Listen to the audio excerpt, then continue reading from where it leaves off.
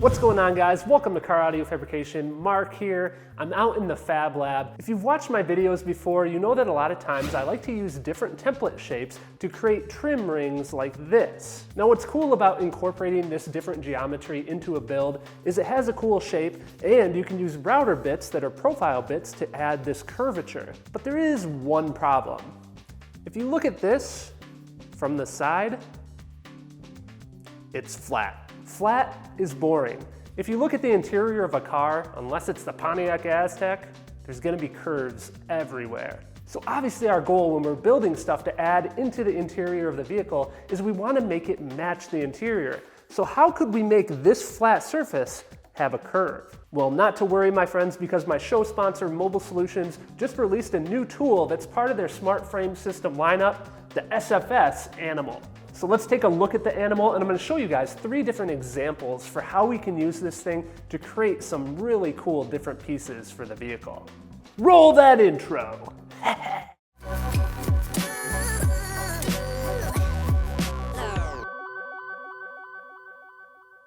So let's take a quick overview look at the SFS Animal, and then we'll start building some different examples to show the capabilities of this tool. First off, it measures about 17 inches by 11.5 inches, and you can see that it has these grid lines on it, and that kind of aids in the alignment of your workpiece. Now additionally, you'll also notice that there's a hole in the middle here, and the point of that is if you're working on a workpiece like this that has a hole in the center, and say that you're routing on the inside here, you want air to be able to flow inside, in through the router table if you have a dust collection system. On the sides of the Animal, you can see that they have their grid mounting system. This has multiple different holes, and it also has alignment lines so that you can line up pieces that you attach to the sides. So in order to connect things to the connection points, you're obviously going to need your hardware. So the hardware comes in this nice tray here, which organizes everything so you're not losing these tiny little pieces. You can see that it has all stainless steel hardware. So there's these fasteners here, you have the washers, and then you have the adjustment knobs.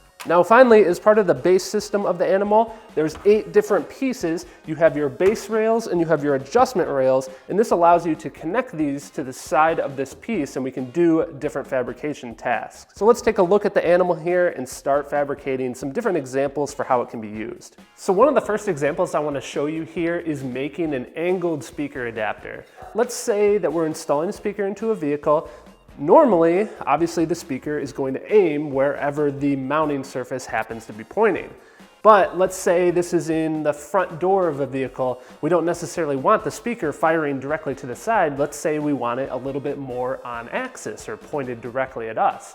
So what we could do is we could take another speaker ring like this and affix it to that, but that doesn't quite solve our problem yet because it's still pointing directly out.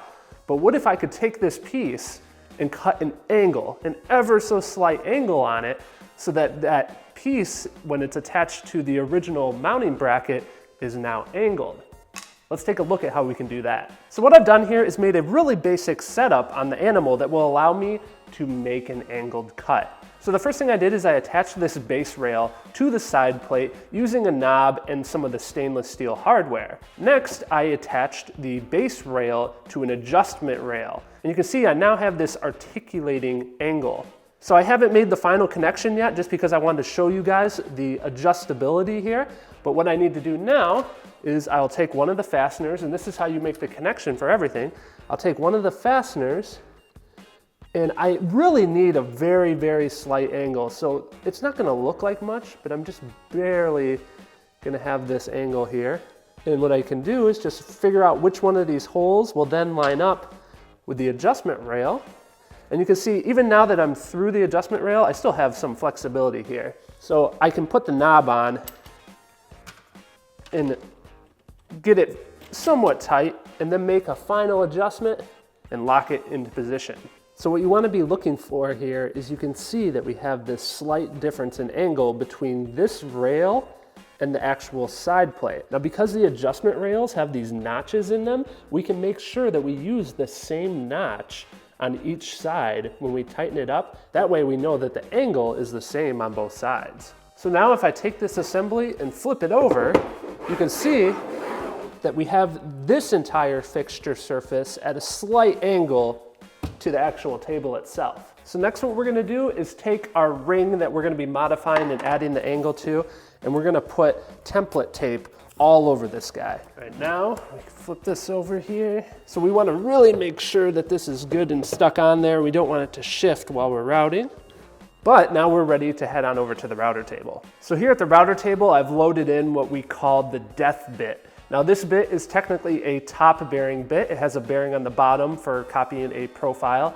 But in this case, we're not gonna actually be using the bearing. We're just gonna be using the fact that the top of it is completely exposed and we can use it as a cutter. Now, as part of the launch of the Animal, Mobile Solutions also has a new router bit that's available that's called a surfacing bit. And it's basically the same idea as this, but the bit itself is much larger and it can cut more of a surface at once. Now with this bit in the lift here, I can actually adjust the height of the bit up and down. So in order to adjust the bit, what I'm gonna do is, this is the surface that is going to be furthest away from the router bit. In other words, it's highest because of the angle.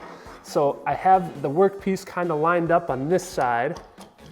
And what I'm gonna do is I'm gonna adjust the bit here until it just barely kisses that front leading edge. Now what's gonna happen is once I actually fire up the router here, I'm gonna be able to go back and forth, and this bit is actually going to cut that surface.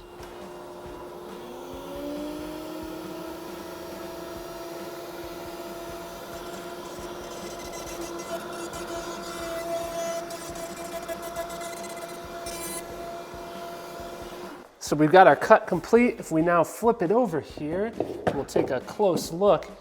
Man, we have a perfectly flat surface, but it's cut at an angle. So because of the angle I picked, this is a very not aggressive example of this. You could do a much more aggressive angle if you needed to, and what you would want to do is stack up multiple rings. You might have 4 or maybe even 5 thicknesses of rings so that you could take a massive cut. So I've taken the ring and I've added it to the bracket that I was showing you guys earlier, and if we get down here at the side, you can really see that angle. That makes enough of a difference to get you a little bit more on axis to the listening position. So that's just the first example of using the Animal. Now in this case, because this surface is flat, the cut that I made was flat. What if we could do something a little bit different? So the Animal and all of the different connection points are designed to be used with Mobile Solutions' existing Smart Frame System Axis Shape Creator kit. With this kit, I can take something like this that has an arc to it, and I can actually transfer that arc to this piece. So to start setting this up, I'm going to take 2 of the base rails and I'm going to attach them to the side plate.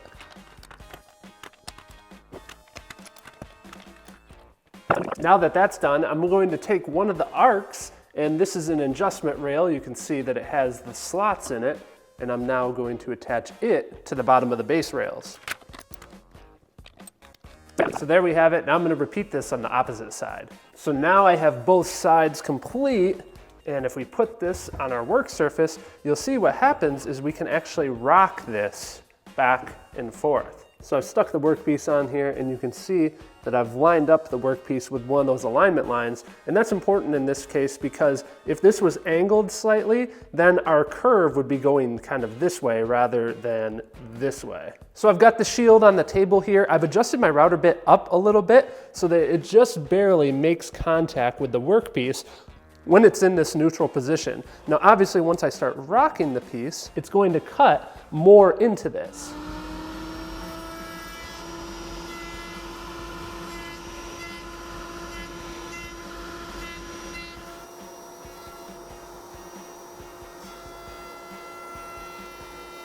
So I finished making that cutting pass, and you can see if we look at the side profile here that it has a front to back slight curvature from here to here. So that shape that we got there is just with using a slight arc like this one. What if we use a much more aggressive arc?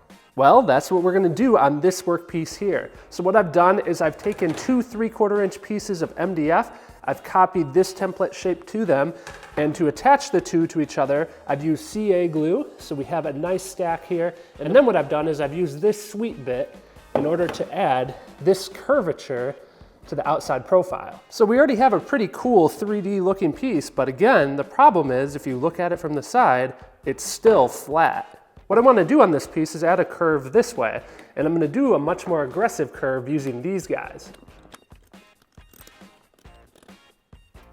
like so. I've got template tape on it. Press it down, make sure it's stuck good.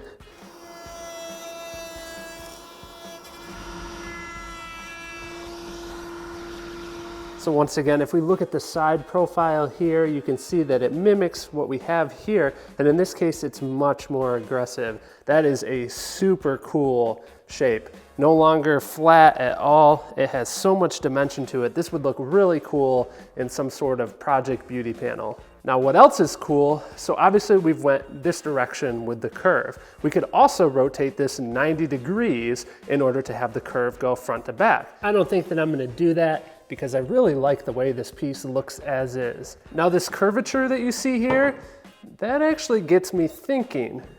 I wanna show you guys something else.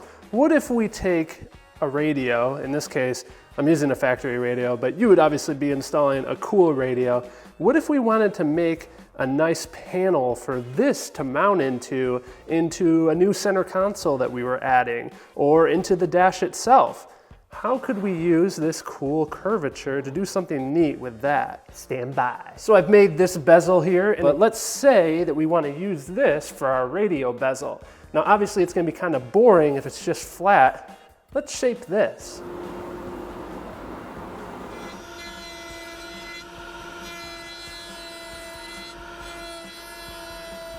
All right, so now the dash panel is done being machined. Now you're always gonna have a few machine marks on the surface here, but it's easy to get rid of those. They're super light. Just a quick sand, like so. And there we go. So let's take a gander here and see what this looks like. What do you guys think? That's gonna look way cooler than a flat panel. So there you guys have it, the Smart Frame System Animal. I'm really excited about this tool because it's actually pretty easy to add a ton of shape to your build. Now you guys know that usually when I do a video with Mobile Solutions, it's accompanied with a special limited time offer discount. And right now Mobile Solutions is offering one. They're doing a pre-order sale. The sale is only going for a few more days, so make sure you take advantage of it. Thank you guys for watching this video. If you'd like to see one of my previous videos that I did with Mobile Solutions on their smart frame system and a little bit about that tool system, you can check that out here, link on screen. As always guys, thank you for watching.